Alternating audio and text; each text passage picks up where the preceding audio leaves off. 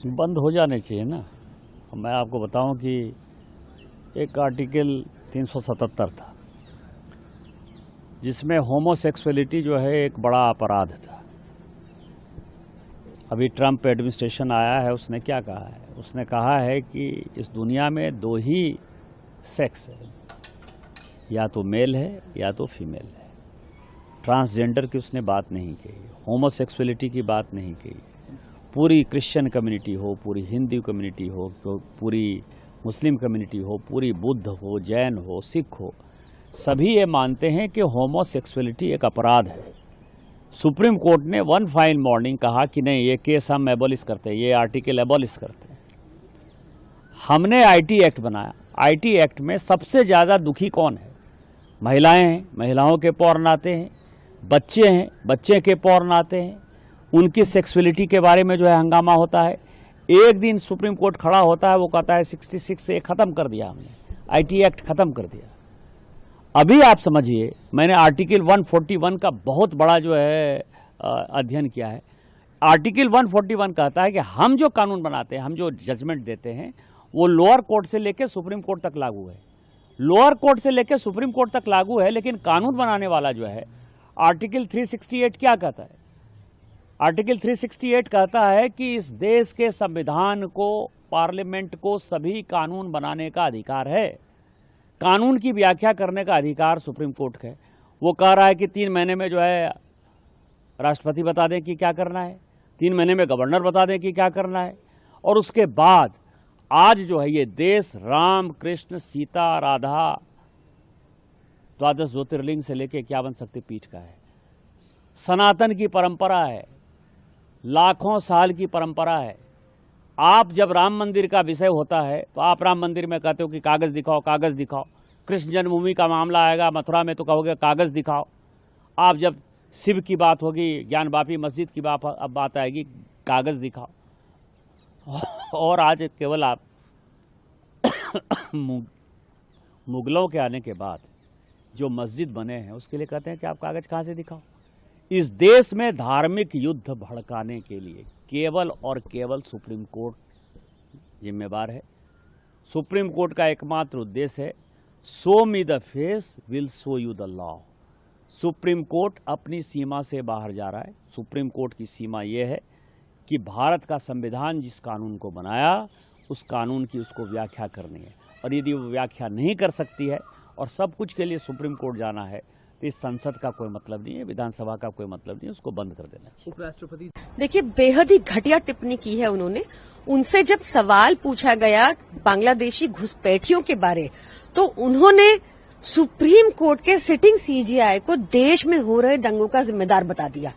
ये बेहद ही घटिया टिप्पणी है। एंड सबसे पहले तो आई होप कि कल ही Supreme Court suo motu proceedings, contempt proceedings initiate करे ये नकली डिग्री वाले निशिकांत दुबे जी के खिलाफ और इनको जेल भेजे। हमने पिछले कुछ सालों में देखा है कि जब भी कोई जज भाजपा की फेवर में जजमेंट दे देते हैं तो उस जज की 100 गलतियां माफ करके उनको राज्यसभा भेज दिया जाता है। पर हाल ही में हमने देखा कि जब एक जज ने ये हिदायत दी कि कानून फॉलो किया जाए और गवर्नर्स बिल के ऊपर इनडेफिनेटली ना बैठे रहे, तो भी इन्होंने भाजपा ने अपना पूरा तंत्र लगा दिया उन जजेस को डिफेम करने को, सुप्रीम कोर्ट को अटैक करने को। ये क्यों चाहते हैं कि बिल्स के ऊपर इनडेफिनेटली गवर्नर बैठे रहें? गवर्नर्स की तो कोई जवाबदेही नहीं होती, वो तो एजेंट है भाजपा के। जवाबदेही तो चुनी हुई सरकार की होती है और गवर्नर का काम होता है कि चुनी हुई सरकार की एड एंड एडवाइस से अपना काम करें। पर नहीं, भाजपा के चुने हुए गवर्नर्स को इलेक्टेड सरकारों द्वारा दिए गए बिल्स के ऊपर इंडेफिनेटली बैठना है ताकि जनता के काम रोक सके। मैं सुप्रीम कोर्ट से आई एम रियली होपिंग कि कल ये निशिकांत दुबे जी के खिलाफ कंटेम्प्ट प्रोसीडिंग्स इनिशिएट हो और इनको जेल भेजा जाए। देखिए, बेहद ही घटिया टिप्पणी की है उन्होंने। उनसे जब सवाल पूछा गया बांग्लादेशी घुसपैठियों के बारे, तो उन्होंने सुप्रीम कोर्ट के सिटिंग सीजेआई को देश में हो रहे दंगों का जिम्मेदार बता दिया। ये बेहद ही घटिया टिप्पणी है। एंड सबसे पहले तो आई होप कि कल ही Supreme Court suo motu proceedings, contempt proceedings initiate करे ये नकली डिग्री वाले निशिकांत दुबे जी के खिलाफ और इनको जेल भेजे। हमने पिछले कुछ सालों में देखा है कि जब भी कोई जज भाजपा की फेवर में जजमेंट दे देते हैं तो उस जज की 100 गलतियां माफ करके उनको राज्यसभा भेज दिया जाता है। पर हाल ही में हमने देखा कि जब एक जज ने ये हिदायत दी कि कानून फॉलो किया जाए और गवर्नर्स बिल के ऊपर इनडेफिनेटली ना बैठे रहे, तो भी इन्होंने भाजपा ने अपना पूरा तंत्र लगा दिया उन जजेस को डिफेम करने को, सुप्रीम कोर्ट को अटैक करने को। ये क्यों चाहते हैं कि बिल्स के ऊपर इनडेफिनेटली गवर्नर बैठे रहें? गवर्नर्स की तो कोई जवाबदेही नहीं होती, वो तो एजेंट है भाजपा के। जवाबदेही तो चुनी हुई सरकार की होती है और गवर्नर का काम होता है कि चुनी हुई सरकार की एड एंड एडवाइस से अपना काम करे। पर नहीं, भाजपा के चुने हुए गवर्नर्स को इलेक्टेड सरकारों द्वारा दिए गए बिल्स के ऊपर इनडेफिनेटली बैठना है ताकि जनता के काम रोक सके। मैं सुप्रीम कोर्ट से आई एम रियली होपिंग कि कल ये निशिकांत दुबे जी के खिलाफ कंटेम्प्ट प्रोसीडिंग्स इनिशिएट हो और इनको जेल भेजा जाए। देखिए, बेहद ही घटिया टिप्पणी की है उन्होंने। उनसे जब सवाल पूछा गया बांग्लादेशी घुसपैठियों के बारे, तो उन्होंने सुप्रीम कोर्ट के सिटिंग सीजीआई को देश में हो रहे दंगों का जिम्मेदार बता दिया।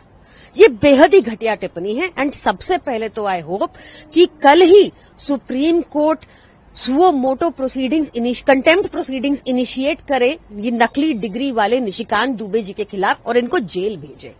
हमने पिछले कुछ सालों में देखा है कि जब भी कोई जज भाजपा की फेवर में जजमेंट दे देते हैं तो उस जज की 100 गलतियां माफ करके उनको राज्यसभा भेज दिया जाता है।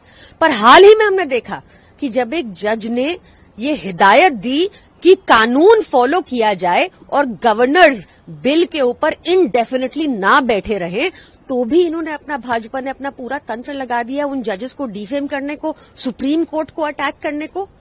अगर आप ये वीडियो YouTube पर देख रहे हैं तो हमारे चैनल को सब्सक्राइब कर बेल आइकन दबाएं और Facebook पर देख रहे हैं तो हमारे पेज को लाइक करें। 8 मिलियन प्लस सब्सक्राइबर, आपके इस भरोसे के लिए बहुत धन्यवाद।